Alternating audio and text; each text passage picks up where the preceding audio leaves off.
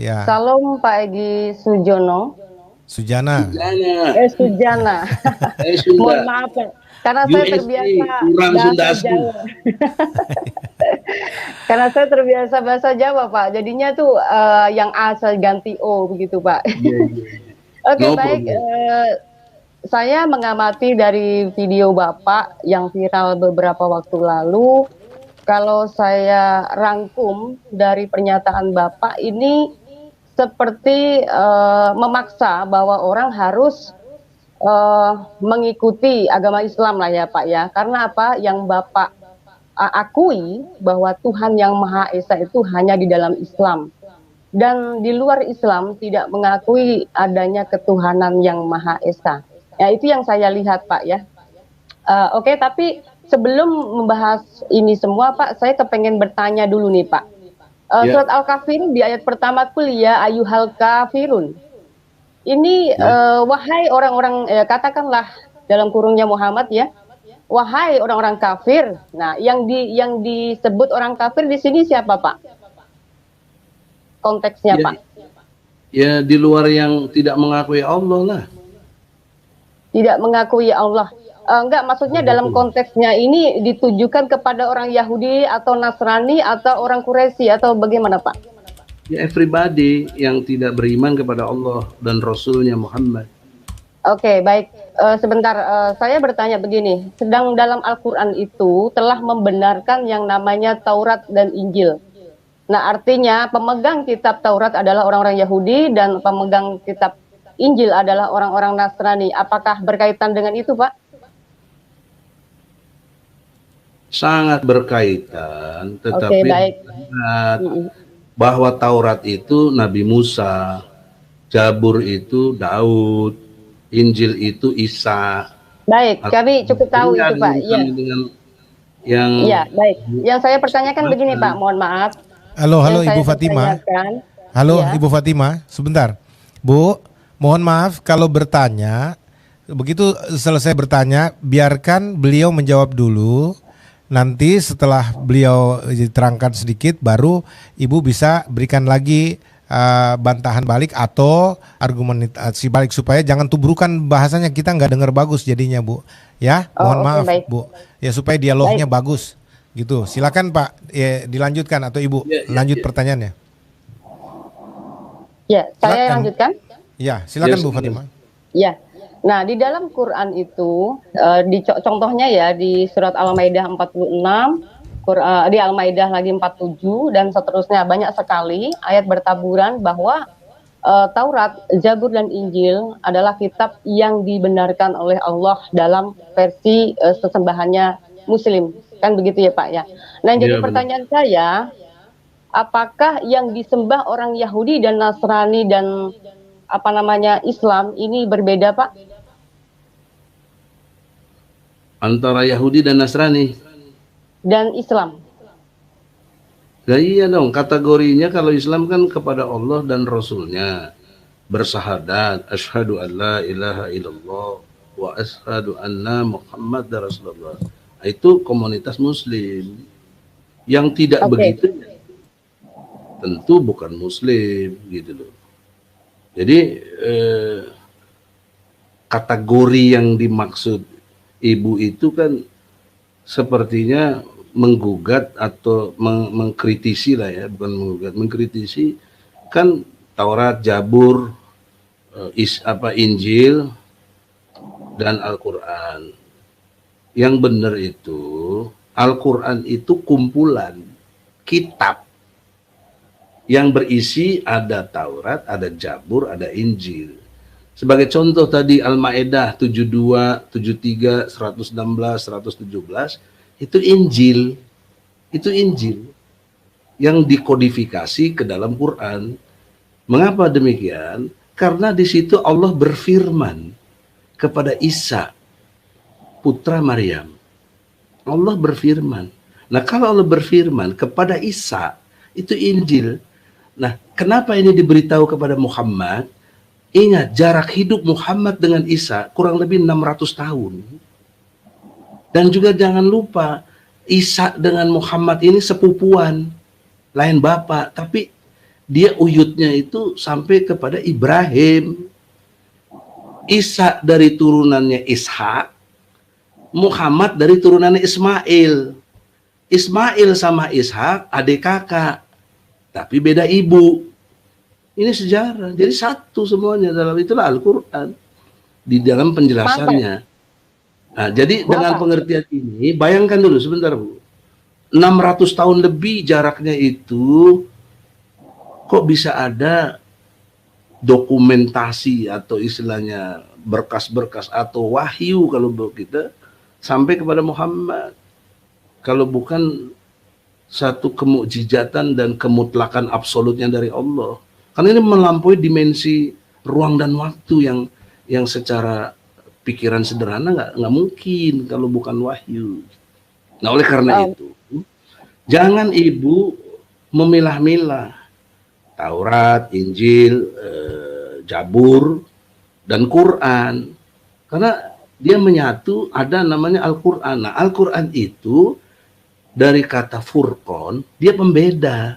Maka itulah saya tadi berani mendefinisikan, berpikir itu apa, yang mampu membedakan yang beda. Karena dengan pakai Quran, kalian jadi, kita semua tahu ada pembeda. Ada halal haram. Gitu logikanya. Jelas? Begini, kitab Taurat itu masih ada dan dipegang oleh orang Yahudi sampai sekarang, Pak.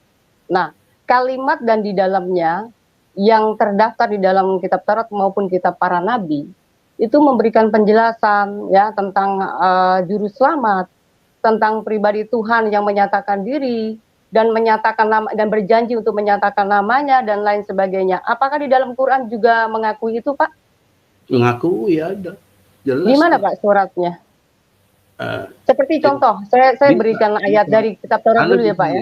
Surat Al-Baqarah dari ayat 200. Kapan Allah menyatakan diri, Pak? Hah? Kapan Allah menyatakan diri? Menyatakan diri apa? Kamu kan nanya. Makanya saya bilang maksudnya gini, Pak, dengarkan dulu pertanyaan seperti saya. Tadi Dokter Jos bilang, kalau saya lagi jelasin Ibu jangan ngomong.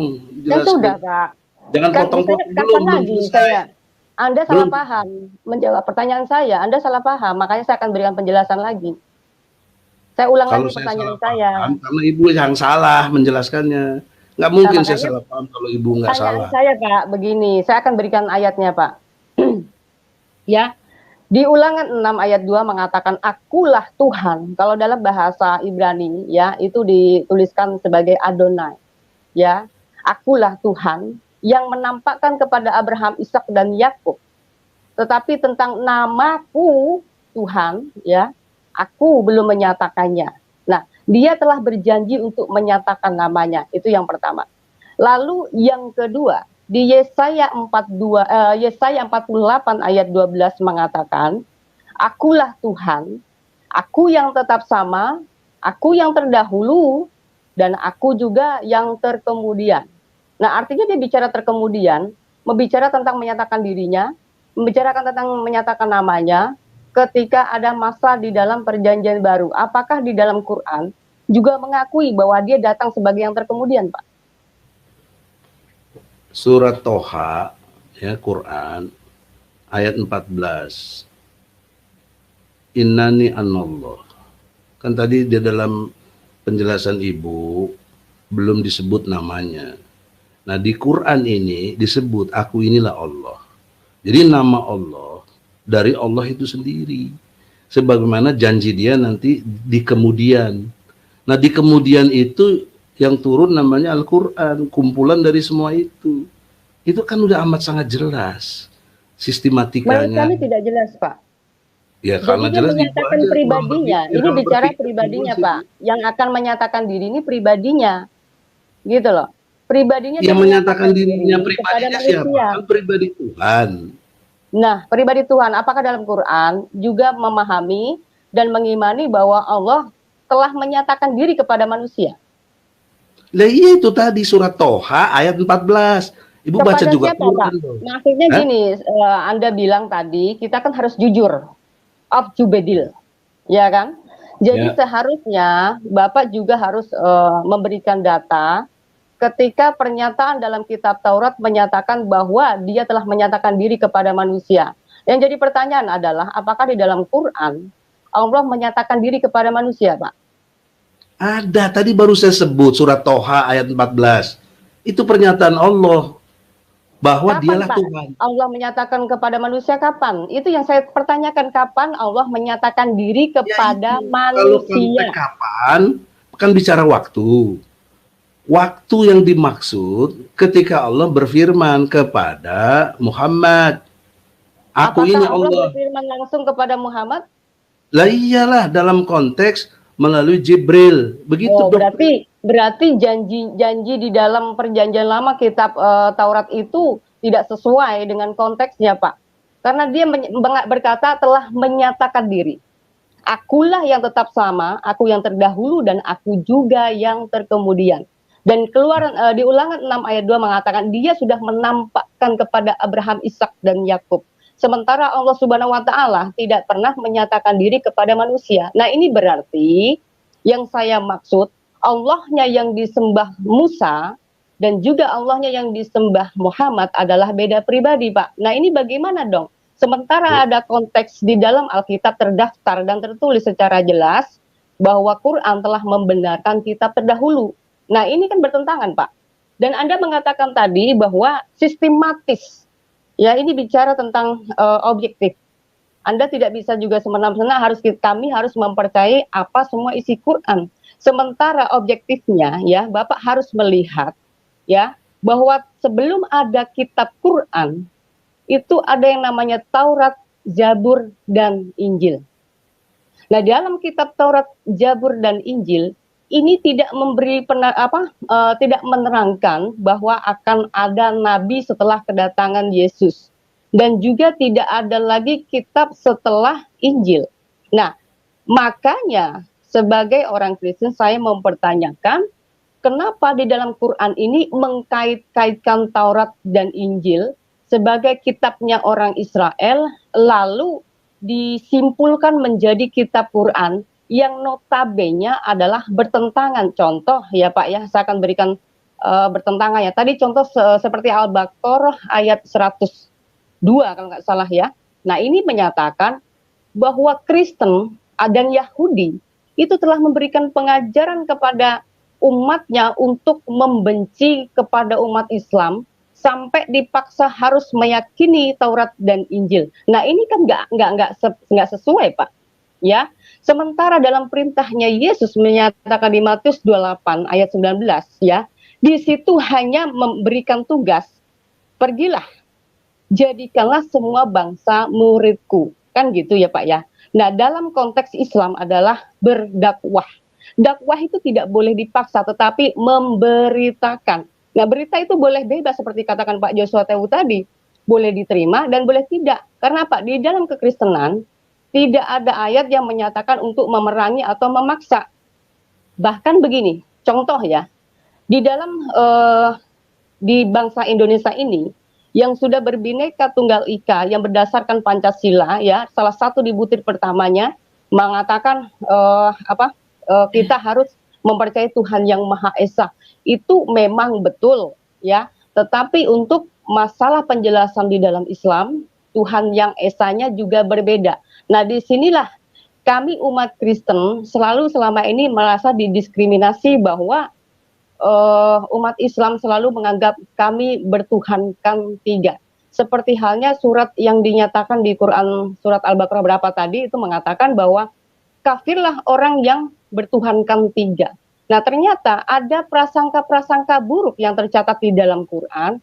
Bagaimana kami bisa meyakini bahwa Quran ini adalah pelengkap atau perangkum atau penyimpul kitab terdahulu, Pak? Karena di Matius 5 ayat 17, Yesus sudah berkata begini, Aku datang bukan untuk meniadakan hukum Taurat, tetapi aku datang untuk menggenapinya. Saya ulang lagi, aku datang bukan untuk meniadakan hukum Taurat dan juga kitab para nabi, tetapi aku datang untuk menggenapinya. Artinya, dalam kedatangan Yesus, dia sudah menggenapi semuanya yang tertulis. Nah, yang dipertanyakan, jadi persoalan dan polemik agama sampai sejarah berabad-abad sampai sekarang, Quran selalu mengkafir-kafirkan kami orang Kristen. Sementara di dalam Quran sendiri itu telah membenarkan kitabnya orang Kristen dan kitab Yahudi. Nah ini Pak, kalau Bapak mau bicara tentang sistematis, kronologis, sejarah dan sebagaimana, kita selusuri dari sini dulu Pak. Apa benar ajaran di dalam Quran itu sinkron dengan ajaran yang kitab terdahulu begitu Pak? Silahkan jawab. Barangkali Ibu Fatima maksudkan begini Pak Ji, yang bagian akhir beliau sampaikan itu bahwa katanya kan Al-Quran ini sebagai kitab pelengkap dan penyempurna kitab-kitab terdahulu. Tapi kok kenyataannya bukan pelengkap, tapi justru pengurang. Banyak hal yang dikurangi dari Alkitab dan Taurat juga misalkan, karena Alkitab itu merupakan kelengkapan dari Perjanjian Lama, Taurat dan Injil jadi satu. Terus kenyataan lain Pak Haji bahwa ternyata Al-Quran ini bukan penyempurna, tapi justru menghancurkan ajaran-ajaran indah, ajaran-ajaran kemanusiaan dengan menampilkan ajaran-ajaran yang bertentangan menurut penafsiran banyak orang Pak, dengan kaidah-kaidah kemanusiaan, misalkan ajaran-ajaran kemanusiaan, dan memaksakan ajaran untuk harus diterima dengan berbagai macam cara. Buahnya ini kadang-kala orang lihat Pak Haji, nanti bisa diklarifikasi bahwa buah yang dimunculkan adalah oleh Islam kebanyakan, mungkin ini orang juga, mungkin ini oknum, tapi yang kita rasakan bukan lagi rahmatan lil alaminnya, tetapi justru bertolak belakang dari situ, intoleransi dan seterusnya, kekejaman yang dimunculkan, pemaksaan dan seterusnya. Ini bagaimana menjelaskan itu? Kira-kira begitu Bu Fatima? Iya, siap. Dan saya juga ingin memberikan bukti kepada Pak Egi bahwa Tuhan yang kami sembah adalah Tuhan yang Esa juga Pak. Ada ayatnya Pak, bukan tidak ada ya. Di Ulangan 6 ayat 4, kalau di bahasa Ibraninya itu Shema Yisrael Adonai Elohenu, ya, Adonai Echad. Ya. Nah, ini artinya dia juga bicara tentang Tuhan yang satu, ya, Tuhan yang Esa, ya. Lalu diperjelas lagi oleh Yesus di Markus 12 ayat 29, Tuhan Allah kita, Tuhan itu Esa, ya. Jangan dikira Pak, kami Kristen tidak menyembah Tuhan yang Esa. Yang jadi permasalahannya adalah yang tadi dikatakan Pak Yosua, perspektif atau pemahaman di dalam Islam itu tidak boleh dipaksakan untuk kami harus mengikuti konsepnya orang Islam. Karena apa? Justru yang tadi saya bilang, mohon maaf dengan bahasa kasar sedikit ya, Islam harus tahu diri. Karena apa? Kitab terdahulu itu adalah kitab yang sudah menjelaskan tentang keesaan Tuhan. Ya, kalau Bapak tadi mengatakan, loh, jangan salahkan kami umat Islam, jangan salahkan saya. Kenapa ada Tritunggal dan lain sebagainya? Mohon maaf Pak, saya beritahu kepada Bapak ya, Tritunggal tidak pernah tertulis di dalam Alkitab. Ya, bicara tentang tauhid pun tidak ada tertulis di dalam Al-Quran. Ya, Quran hanya mempercayai Tuhan yang Esa, Tuhan yang Ahad, ya kan? Nah, tetapi di sini Pak, saya akan memberikan penjelasan kepada Bapak ya mengenai tentang konsep Tuhan yang Esa. Kalau Yesus berkata di Matius 28 ayat 19 mengatakan, pergilah jadikanlah semua bangsa muridku dan baptislah mereka dalam nama Bapa, Putra dan Roh Kudus. Ini tidak bicara ketiga pribadian, ini tidak bicara tentang ketiga oknuman Pak. Ya, ini bicara tentang karyanya, semua orang harus mempercayai. Bapa itu adalah bicara tentang otoritasnya yang tertinggi. Ya, dan sementara putra atau anak, ya ini bicara Tuhan yang merendahkan diri. Ayatnya di mana? Ada ayatnya Pak. Ya, di Yohanes 1 ayat 14 sudah memberikan penjelasannya bahwa Firman itu telah menjadi manusia. Nah, Firman inilah yang disalahpahami juga oleh Muslim bahwa Firman adalah ciptaan. Padahal di dalam Quran sendiri Firman bukanlah ciptaan. Ya, di Yohanes 1 ayat 1 memberikan Firman itu siapa? Firman itu adalah Allah itu sendiri. Lalu firman yang kedua, ya di ayat yang keduanya mengatakan, dan yang ketiganya mengatakan, segala sesuatu justru diciptakan dari firman itu sendiri. Ya, bisa disimpulkan dari ayat ke-14-nya bahwa firman itu menjadi manusia. Artinya firman atau kitab itu, Injil itu bernuzul, ya, bernuzul sebagai manusia Yesus. Lalu menyampaikan perkataannya dari surga kepada para muridnya sebagai saksi mata. Ya, ada pernyataan fakta bahwa Yesus disalib. Tiba-tiba di dalam Quran ada penyangkalan yang luar biasa bahwa Isa katanya tidak disalib, tetapi diserupakan. Tetapi yang nggak ada informasi yang jelas siapa yang menyerupakan di situ. Nah, ini kan artinya yang tadi seperti Pak Joshua Tewu mengatakan, kalau kita penyempurna, datanya harus bisa lebih jelas dan lebih lengkap, Pak. Bukan justru amburadul dan membingungkan, ya. Fakta sejarah dulu sudah menyatakan itu disaksikan oleh ribuan manusia ketika fakta Yesus itu disalib. Lalu di dalam Quran tiba-tiba ada informasi yang menyatakan, oh bukan Yesus, tapi orang yang diserupakan. Hanya begitu toktil, ya. Nah, ini artinya data penyempurnanya salah. Belum lagi, Pak, kalau bicara tentang ke-10 hukum Tuhan, ya, hukum Taurat atau perintah Tuhan, ya. Itu saya punya data semua ke-10 firman ini bisa dikatakan semuanya dilanggar oleh Muhammad. Nah, di sini saya pertanyaan, Pak, pertanyaan terakhir. Sebenarnya yang disempurnakan oleh Muhammad ini apanya, Pak? Di bagian mana? Di bagian hukumnya kah? Di bagian ajarannya kah? Atau di bagian kenabiannya, Pak? Jadi tolong bisa diberikan penjelasan yang jelas supaya mungkin orang-orang semuanya bisa lebih senang dengan Bapak, ya, karena selama ini sulit sekali ya untuk menerima jawaban dari teman-teman Muslim. Terima kasih. Oke, Bu, sebelum Pak Prof jawab, nanti ketika Pak Prof sedang menjelaskan, tolong kita tenang dulu ya, supaya beliau bisa leluasa untuk memberikan penjelasan. Dan untuk Prof, kalau boleh sesingkat mungkin Pak, jangan terlalu melebar kemana-mana, secara konstruktif, karena banyak Bapak sudah bicara tadi, landasannya kita sudah mengerti. Dan satu titipan saya untuk juga dijawab bergandengan dengan ini Pak, tentang kata kami yang bersifat plural dalam Alkitab ketika Allah menyapa dirinya dengan menyebutkan dirinya kami. Dalam konteks kebahasaan Indonesia linguistik, bahwa itu juga berbicara kejamakan Allahnya orang Islam. Jadi di mana keesaannya? Ini pertanyaan beberapa orang yang dititipkan kepada saya. Silakan dijawab, Prof. Ya, terima kasih Bu Fatimah. Ada konstruk berpikir yang sangat tendensius menyudutkan umat Islam, yaitu kategori memaksakan. Kita mulai dari situ. Dari mana kita memaksakan? Perintah Allah dalam surat Al-Baqarah itu la ikraha fiddin. Tidak ada paksaan untuk masuk agama Islam. Tidak ada paksaan. Mengapa tidak ada paksaan? Karena telah jelas mana yang benar, mana yang salah. Begitu. Jadi kita terbiasa dalam pengertian Quran ini nggak boleh ikut-ikutan. Nggak boleh ikuti apa yang kita tidak tahu, karena pendengaran, penglihatan, dan hati dimintai tanggung jawab oleh Allah. Itu surat Al-Isra ayat 36. Itu pemahaman yang clear buat kita, nggak boleh ikut-ikutan. Makanya saya lahirkan teori objektivitas, lawan dari kata subjektif. Yang kedua, kekeliruan dalam pemahamannya lagi, kita tidak memaksa tapi dituduh memaksa. Sehingga dengan demikian konstruk bangunan berpikirnya selalulah kita tertuduh yang memaksa. Padahal tidak ada kata memaksa. Udah jelas di Quran tadi, la ikraha fiddin, tidak ada paksaan.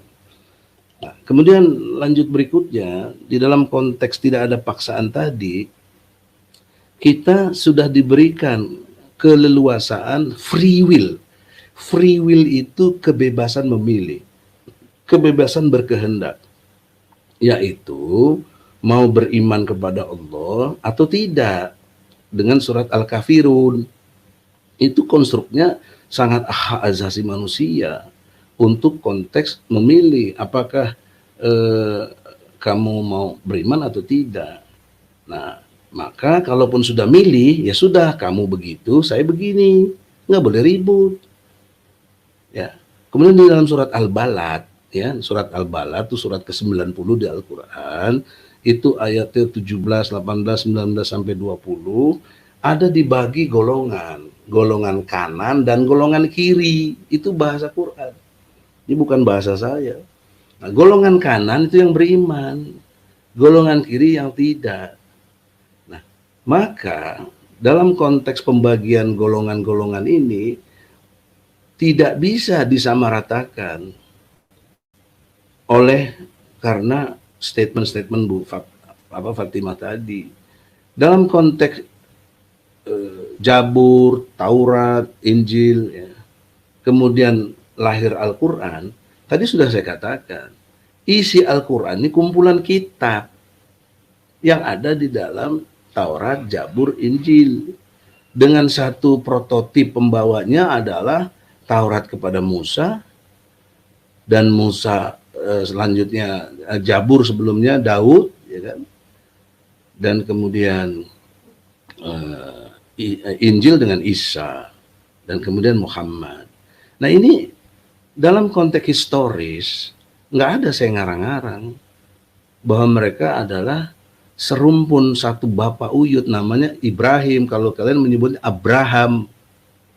Nggak ada yang bantah itu sejarah, karena memang faktanya Musa sampai kepada Isa, ya, itu dari cicit-cicitnya Nabi Ishak.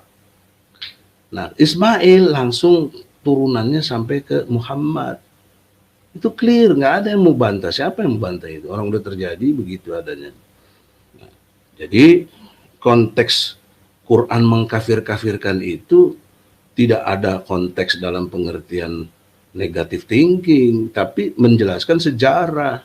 Karena Nabi Isa sendiri dalam perspektif ilmu tauhid, dia mengajarkannya tauhid, nggak pernah dia mengajarkan yang lain. Itu ada di mana? Baca surat Al-Maidah ayat 16-17, bahwa Isa mengajarkan tauhid, sembahlah Allah, Tuhanku dan Tuhanmu. Itu perintah Nabi Isa dalam konteks Al-Quran.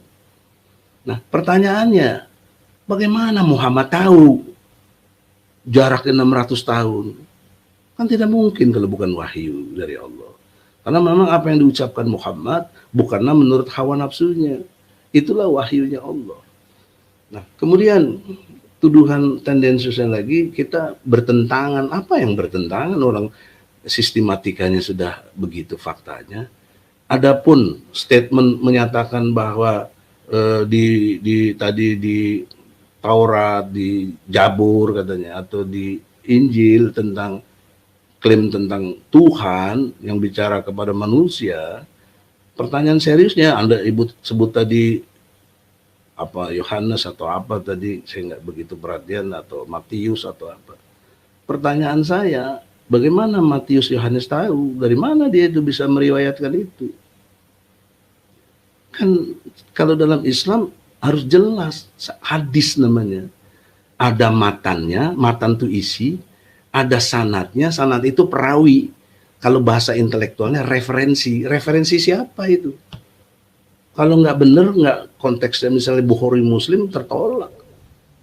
Itu sangat ketatnya begitu. Kemudian dalam surat Al-Ahzab, surat ketiga-tiga, ayat 36, jika Allah dan Rasulnya Muhammad telah menetapkan sesuatu, tidak ada boleh pilihan lain. Nah, adapun sekarang banyak penyimpangan, itulah problem yang dihadapi oleh semua kita. Kalian pada masanya juga banyak yang begitu. Dan dalam Islam juga begitu, pertikaian-pertikaian yang terjadi. Nah, baik, Pak. Maka pahami sebentar, bro, kan ini harus dijelaskan. Karena dia nanyanya panjang, masa kita jawabnya juga harus jelas yang dia tanya kan. Nanti bisa dilihat ya, surat 6 ayat 66, 65, 66 itu Allah mendatangkan cobaan bagi kalian antara satu dengan golongan lain merasakan keganasan. Coba lihat faktanya.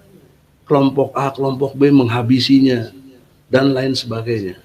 Bahkan cucu Rasulullah, Hasan dan Husain, dipenggal kepalanya. Itu fakta sejarah. Nggak ada yang bisa menafikan. Jadi oleh karena itu, jangan dilihat ini pertentangan. Jangan dilihat ini satu hal yang Allah itu nggak konsisten. Tidak. Tadi saya sudah bilang, absolutnya Allah itu, dia bersifat random. Dia mau ngapain aja hak dia, namanya absolut. Kullu nafsin dekatul maut, setiap manusia yang berjiwa pasti mati. Tapi siapa yang mau mati duluan atau belakangan kan haknya Allah, nggak ada beda kita mendikan haknya. Nah, oleh karena Oke, itu, bisa ya, disingkat dalam lagi Pak. kesempatan terakhir ini, dalam pengertian jawab Bu Fatimah, Anda kan sudah milih Kristen, ya sudah. Saya nggak memaksa Anda harus pindah, ngapain? Ya, nggak perlu, ya, dan tidak punya urgensinya. Oke. Juga Anda jangan, kalau kategorinya seperti ini kan Anda maksa saya dong supaya terima Kristen juga. Ya nggak perlu juga. Kan sudah jelas lakum dinukum waliyadin. Agamamu Oke. agamamu sudah. Kita berdamai secara bangsa dan negara kita. Kita bersaudara secara tanah air. Udah clear Amin. itu. Pak Prof, ada yang lain mesti diberikan kesempatan. Ibu Fatimah mohon maaf, mungkin tidak perlu ditanggapin lagi karena sudah jelas ya, seperti apa yang kita sampaikan tadi. Pak Prof juga sudah berusaha menerangkan dari perspektif beliau. Nah, kita berikan juga kesempatan yang lain. Terima kasih Bu Fatimah bisa ikut. Mohon maaf kita bisa berikan tempatnya kepada yang lain ya, karena banyak sekali yang minta supaya yang lain yang sudah berbicara. Ibu Fatimah bisa ikuti lagi lanjutan ini di luar di